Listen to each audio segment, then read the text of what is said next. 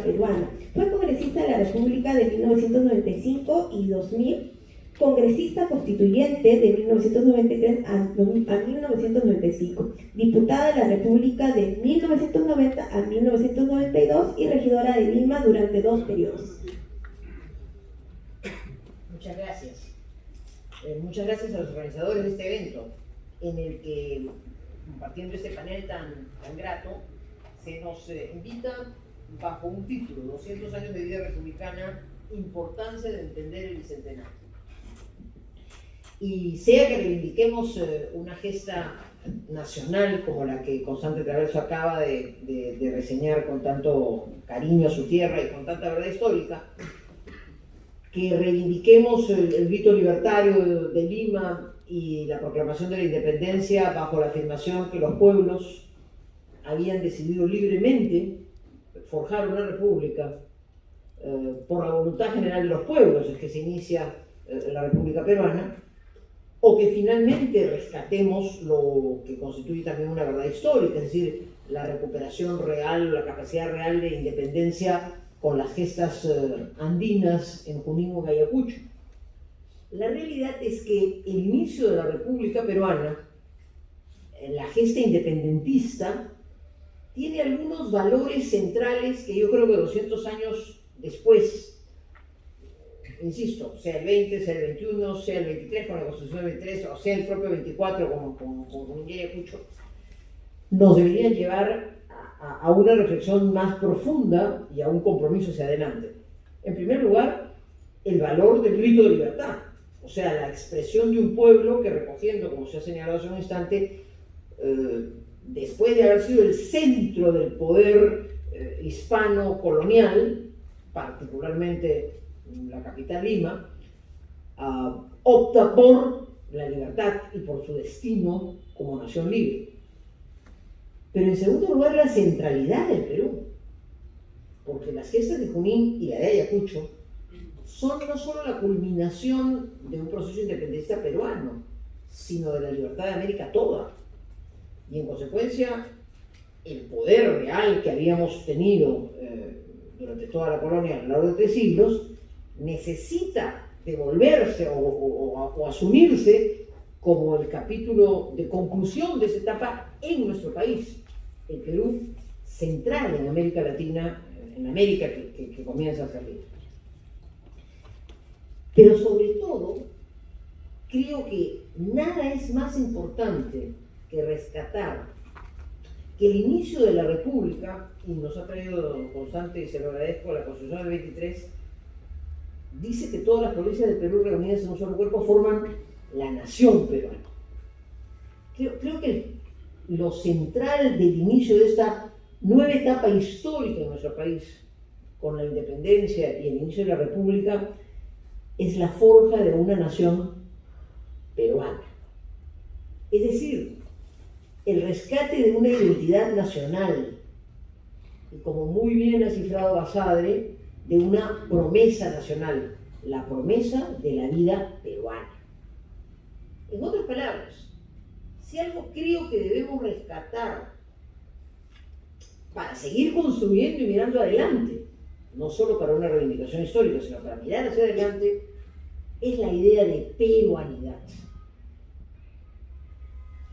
que muchos han expresado, pero que en mi concepto nadie ha expresado más genuinamente y más lúcidamente que Víctor Andrés Belaúnde, planteando que esa nación que emerge después de 3 siglos de vida colonial, de dependencia española, pero que recoge la tradición previa de su incanato, de una colonia que también se levanta y se expresa con una simbiosis de la cultura previa, y que la República recoge para hacer suya ese sueño, ese anhelo de tener una identidad nacional. Ese es, en mi concepto, uno de los mensajes más poderosos del inicio de la vida republicana. El acoger el sueño, la promesa, siguiendo a Basadre, de una nación que integre su historia, su tradición, su geografía, sus culturas varias. Y que se expresa esencialmente en un proceso histórico de mestizaje, que vuelvo a citar a Belaunde, sostiene no termina. Belaunde le llama a eso una síntesis viviente, es decir, un proceso permanente de mestizaje que no acaba y que no tenemos sino que ver hasta las etapas más recientes de nuestra vida nacional y aún el día de hoy, que en efecto se va enriqueciendo por la conjunción y el encuentro de culturas diversas, de razas diversas, de visiones diferentes, pero que tienden a una nación, que tienden a una identidad.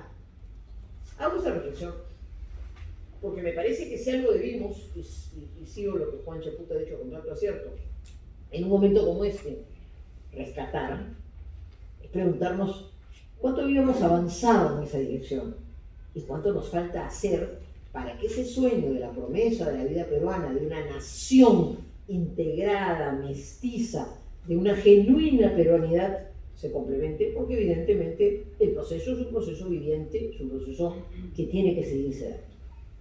Nosotros no hemos hecho esa reflexión suficientemente. Yo discrepo con aquellas tesis que niegan la idea de una nación en el Perú y que miran un poco pesimistamente el devenir histórico de nuestra patria, particularmente de la República, afirmando que no fuimos capaces nunca de integrarnos y que entonces el Perú es un país diversificado, pero que además no tiene ningunos lazos que los unen. Yo no creo que eso exista, yo no creo que eso sea así. Yo creo que el Perú, siguiendo a Belaunde, es un país que ha seguido viviendo procesos de mestizaje inconclusos, pero que tenemos que continuar.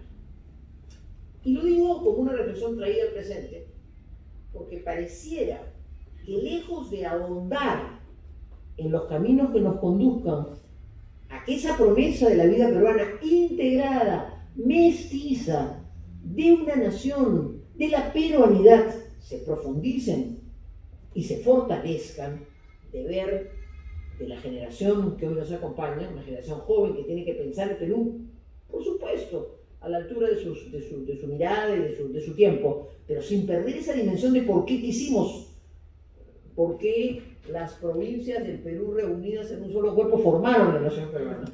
A despecho de eso, parecieran venderse con un simplismo y con una perversidad enorme, no solo en el Perú, en América Latina, las tesis que frente a la identidad nacional hay que hacer prevalecer diversas identidades. O sea, hay que encontrar no el hilo conductor que nos une y que nos permite ser mestizos, diversos, en proceso de evolución permanente, pero unidos, sino hay que rescatar, porque eso es lo que engrandece a un pueblo, las diversidades, las diferencias, la pluralidad. No se me malinterprete. Creo que la riqueza de Perú es sus culturas diversas, sus pueblos distintos, sus realidades diferentes, geográficas, sociales.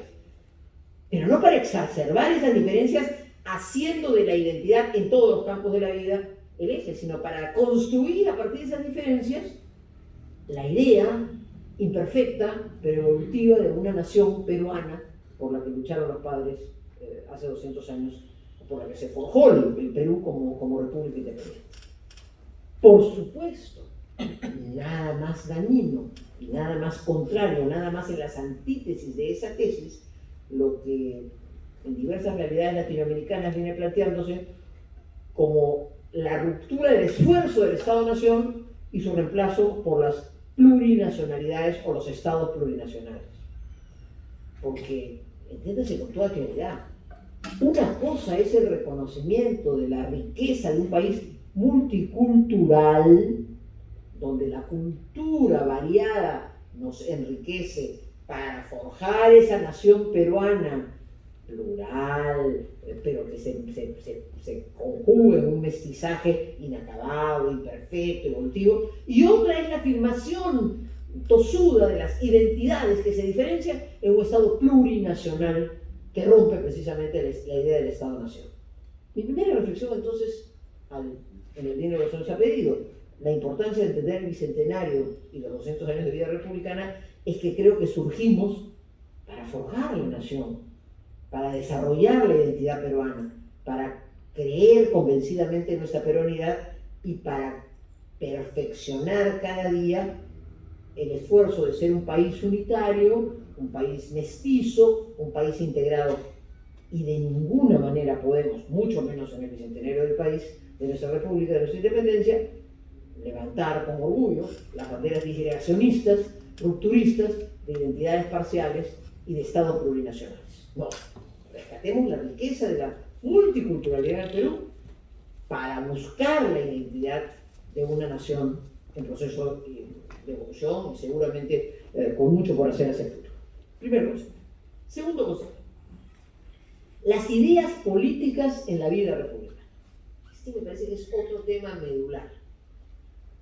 Porque es verdad que en el origen de la independencia, en el nacimiento de la República Peruana, en primer lugar, hubo, para comenzar, tesis realistas y tesis republicanas.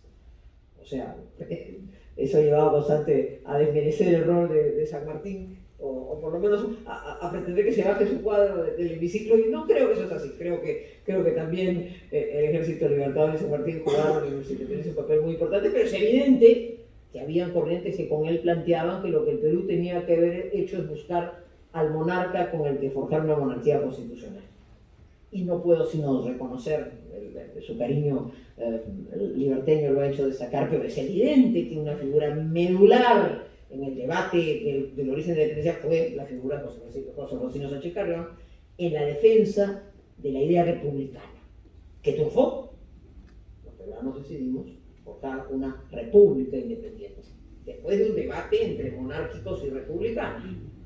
Es decir, decidimos libremente ser libres.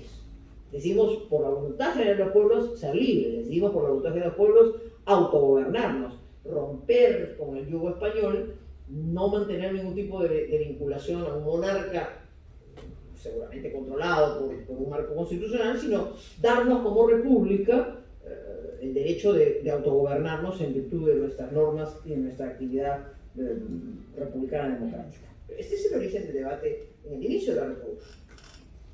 200 años después es la hora de afirmar la República, ¿no? Con mucho brío y descubrir dónde están los vacíos para que esa República, para esa institución de hombres y mujeres libres, para que esa nación de hombres y mujeres libres pueda seguir evolucionando y avanzando.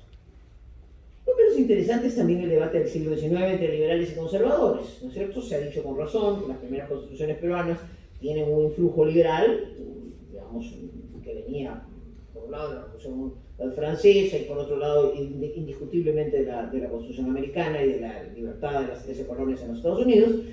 Y en algunos momentos en el debate político del siglo XIX, estas ideas digamos, se contraponen a unas ideas más conservadoras en temas que tenían que ver, por ejemplo, con la situación del indio, con el problema de la tierra, con el peso de las Fuerzas Armadas, con el peso de la Iglesia, ¿no es cierto?, en la organización de nuestra nación. Pero que no deja de ser un debate enriquecedor e interesante, que lleva, pues, en sectores más liberales a la independencia o algo a acabar con la esclavitud, ¿no es cierto?, a afirmar los valores liberales de la igualdad entre todas las personas. Pero es un debate enriquecedor. Y sin embargo quiero aterrizar un poquito más en el debate que, aunque lleva mucho más, digamos, siglo, 120 años, es el que debería haber marcado probablemente la herencia a legarnos y no lo ha sido suficientemente. Por un lado, Juan Cheputo hace un instante hizo referencia a una generación estupenda, la generación del centenario. O sea, una generación que venía de la guerra con Chile, golpeadísima, ¿no es cierto? La frase terrible de Gonzalo Estrada donde se pone el dedo salta la pus, ¿no es cierto? O sea, una generación traumada por la derrota de la guerra, pero además por las pequeñeces y desgracias que se habían visto en ese tiempo. Y que, sin embargo, rescatando este pensamiento del idealismo, quiere tener una mirada optimista del Perú. Una mirada con conocimiento del Perú y sobre todo una mirada optimista de un pueblo que tenía 100 años de independencia. Y que inspira una visión del Perú desde el indigenismo, desde el recorrido y el conocimiento del territorio peruano, de reivindicar lo que había significado en incluso nuestras capacidades exportadoras en minerales, etc. Es una generación, mira al Perú, digamos, que venía de recuperarse de la guerra con Chile, con el optimismo de quien dice, bueno, somos 100 años libres, ¿hacia dónde vamos? Y en el 20, o sea, en 1920, digamos, en la década del 20, comienzan a plantearse las tres grandes corrientes de pensamiento.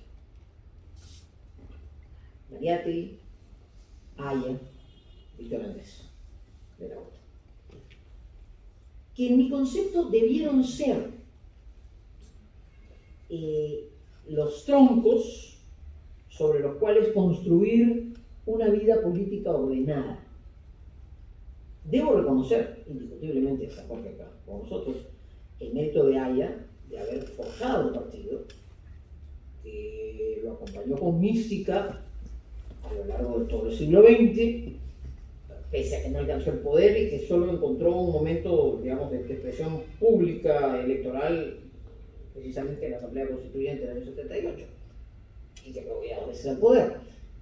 Expresión continua de un pensamiento organizado políticamente en acción.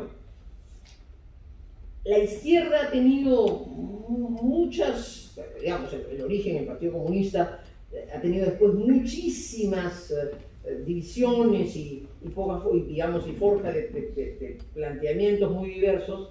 Han tenido momentos de mayor unidad. Es evidente que ahí hay una lectura válida del Perú. Los 7 ensayos de la realidad peruana, como yo discrepo, son sin embargo una lectura del país, una mirada de lo nacional, que en la polémica con Haya, digamos, contrastan. Y la otra gran línea, a la que yo adhiero y de la que surgen, por ejemplo, los partidos demócratas cristianos como inspiración, es la de Víctor Andrés Belaúnde, aunque no somos capaces tampoco de forjar un solo cuerpo unitario de ese pensamiento. A su vez, así como la polémica Haya Mariátegui reflejan una visión del país, la polémica de la realidad nacional frente a los 7 ensayos de interpretación de la realidad peruana son dos miradas de un Perú integral. Creo que ese era un cuerpo surgido después de la generación de 900, a la luz de la experiencia traumática a finales del 19, que buscaba recuperar una mirada más integral del Perú. Y vamos a la actualidad. 200 años después, la vida republicana no nos ha legado finalmente una continuidad de miradas basadas en el pensamiento. Y mis antecedentes, quienes me han antecedido en uso de la palabra, han puesto con toda razón, con toda lógica, no tengo nada que agregar a lo dicho, que estamos en el peor de los momentos, a 200 años de la vida republicana, con carencia de ideas, con fragmentación absoluta, y habiendo perdido el norte de la riqueza que supone mirar una nación a partir de unas miradas globales, en un mundo distinto. Tampoco soy absolutamente consciente del mundo que vivimos, de la necesidad de una mucho mayor flexibilidad, ¿no? Pero esa inspiración de las ideas políticas de la vida republicana desgraciadamente ha perdido peso y me parece que debería ser un desafío. Vuelvo a la pregunta. Para entender el bicentenario deberíamos proponernos cómo construimos, cómo reconstruimos, después de salir del marasmo en el que estamos, un mundo político más ordenado a partir de ideas más comprensivas de nuestra realidad, y por supuesto esas ideas tendrán que ayornarse y adecuarse a las dimensiones y necesidades del siglo XX. Pero dejo constancia que el Perú sí ha tenido unos troncos de pensamiento político y que estos se han ido diluyendo, no han sido capaces de organizarse más establemente en la vida política, y que hoy estamos en la fragmentación más absoluta y en la dispersión total de las ideas, o más gravemente aún, en la carencia de ideas comprensivas de la realidad total del Perú. Y finalmente, no menos importante, Juan Cheput ha hecho mención a eso, también lo ha hecho constante, está la idea de la institucionalidad surgida en la República. ¿Por qué? Porque se nos plantea hoy día con simplismo la necesidad de sustituir la Constitución actual por otra. Y se pierde de perspectiva algo que surge con este texto que nos ha traído Constante Traverso hoy día. El Perú ha tenido una constitución histórica, que lógicamente ha tenido, en mi concepto, excesivos cambios constitucionales que han respondido a determinadas coyunturas políticas, pero ha tenido una cierta constitución histórica que yo no creo que debiéramos cambiar. Deberíamos perfeccionar en este proceso evolutivo que significa ser un país libre y un país, una república. Por ejemplo, somos un país de tradición presidencial, con sus matices, semipresidencial, ¿no es cierto? No somos un país de tradición parlamentaria.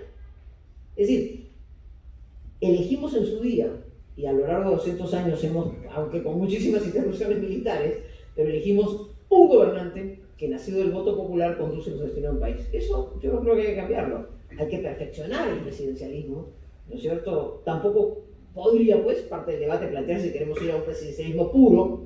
A mí me parece que la fórmula que Ramírez Albián introdujo en la Carta del 79 y que se ha mantenido en el 93, aunque esta quiso privilegiar un poco más el presidencialismo frente al Congreso, yo creo que es una fórmula interesante, es una fórmula mesurada de un semipresidencialismo. Pero ahí tenemos eso, hemos optado por un diseño constitucional en que hay un líder elegido por el pueblo que conduce a la nación. Pero, ¿qué poderes le damos? ¿Hasta dónde alcanza ese poder? ¿Cómo se contrapesa? Eso es algo que es parte de nuestra constitución histórica y que yo creo que deberíamos seguir. Estamos en un debate hoy día sobre qué tipo de parlamento tenemos. Nuestra tradición es la de un país bicameral. Ha habido alguna interrupción de cortos periodos sobre un parlamento unicameral, pero creo que además la experiencia reciente nos demuestra que esa no ha sido la mejor práctica. Tampoco es, como bien ha dicho Juan, la salvación ni la panacea. Pero siguiendo la construcción histórica, debiéramos mantenernos o debemos volver a ese camino de un bicameralismo que probablemente tiene que ser un mecanismo diferenciado como el que se está proponiendo, que agilice un poco el proceso legislativo, que diferencie las funciones entre ambas cámaras, etc. Más profundo y más difícil el debate de una tarea indispensable en el Perú republicano. ¿Cómo lograr la organización de un Estado que esté presente en todo el territorio? Me refiero en concreto al tema de la descentralización. Y ahí sí tenemos en 200 años todos los ensayos. Una constante municipal, muy importante, desde la Carta del 23, una constante municipal, o sea, un núcleo inicial de organización del Estado que nos toca perfeccionar, que ha tenido recursos, que no siempre se ha manejado eficientemente, pero que tiene mucho que ver con nuestra realidad nacional. La comuna, que se organiza y que elige a su gobernante, es una tradición peruana que habría que, creo, siempre mirar y perfeccionar. Otra discusión distinta es si son los 1894 distritos, si son las 195 provincias, si son, como propone el alcalde de Lima, una fragmentación o no de la ciudad de Lima. Ese es otro debate, ¿no es cierto? Pero lo esencial es que los pueblos asentados en un territorio tienen una autoridad cercana y esa debe tener un cierto poder, pero hay que organizar ese poder para que sea eficiente y para que sirva a la comunidad y para que acerque la democracia al ciudadano. Más difícil la instancia intermedia, la departamentalización, la regionalización, o sea, instancias intermedias que no hemos terminado de armar. No funcionó el proceso, para referirme a los últimos, el proceso de regionalización del 79, se vino abajo con la dictadura fujimorista, no parecemos haber acertado con el diseño del año 93, ahí hay una tarea enorme por hacer, que es fundamental. Porque estos pueblos, estas provincias del Perú que se reunieron en un foro como Nación Peruana requieren de un Estado que alcance hasta los últimos confines del territorio. Y eso no pasa por un modelo centralista, pasa por la capacidad de organizar al Estado para que alcance todo el territorio. Gran desafío, 200 años de vida republicana, inconcluso y por hacer. No para destruir lo que tenemos, por Dios, no para fragmentar el Perú, para encontrar fórmulas que nos permitan organizarlo mejor. Y terminaré con algo que en mi formación social cristiana es fundamental. Yo creo que detrás de todo esto hay un concepto que desde mi punto de vista también es republicano, la centralidad de la persona humana y de algunas instituciones naturales que hay que rescatar. Por ejemplo, la familia.